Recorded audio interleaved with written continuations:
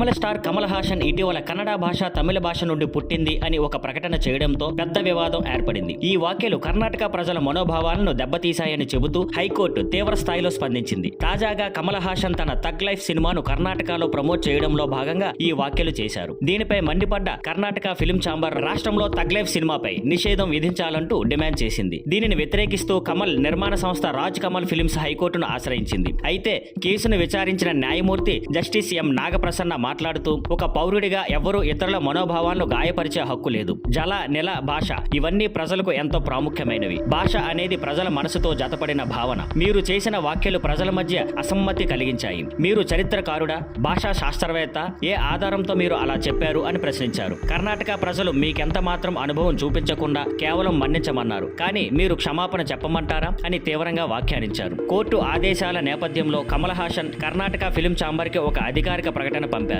ఇందులో తన వ్యాఖ్యలను తప్పుగా అర్థం చేసుకున్నారని, దక్షిణ భారత భాషలు అన్నీ ఒకే కుటుంబానికి చెందుతాయన్న ఉద్దేశంతో అన్నానని, కన్నడ భాషను తక్కువ చేసిన ఉద్దేశం తనకు లేదని స్పష్టం చేశారు. అయితే కమల్ హాసన్ ఈ ప్రకటనలో స్పష్టంగా క్షమాపణ చెప్పకపోవడంతో కర్ణాటక ఫిల్మ్ ఛాంబర్ ఈ ప్రకటనను అంగీకరిస్తుందా లేదా నిషేధాన్ని కొనసాగిస్తుందా అన్నది ఇంకా క్లారిటీ రావాల్సి ఉంది.